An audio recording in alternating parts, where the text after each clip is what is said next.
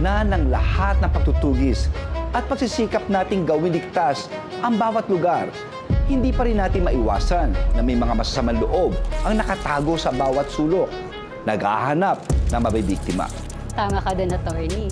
Kaya importanteng meron tayong kaunting kaalaman kung paano makakaiwas kung sakaling hamakin tayo ng mga magnanakaw o kahit sino man na gusto tayong saktan.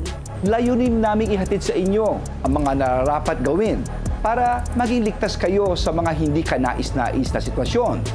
Ngayon po ay kasama natin ang isang eksperto, si Coach Richard Las Perilla ng DefTac Verde. Magaling na tao po ito, magaling at expert po siya para tulungan tayo kung ano ang dapat nating gawin.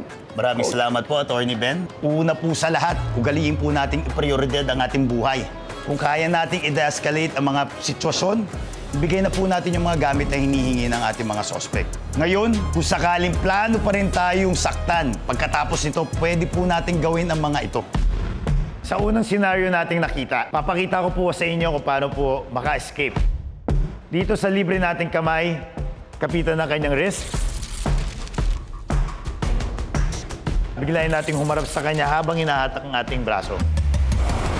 Ngayon, sa libre nating kamay, strike natin yung mata, ilong, para lumabas yung kanyang lalamunan, and then strike yung lalamunan para tayo makatakbo.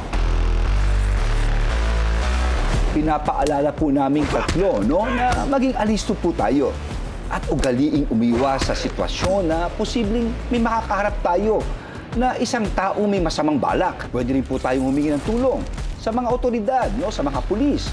Kung sakaling may mapansin tayo mga kasuspe-suspetsang tao o kaganapan, hindi po tayo sigurado kung kailan lilitaw ang mga kawatan. Kaya mas mabuti kung alam natin kung papaano Depensahan ang sarili.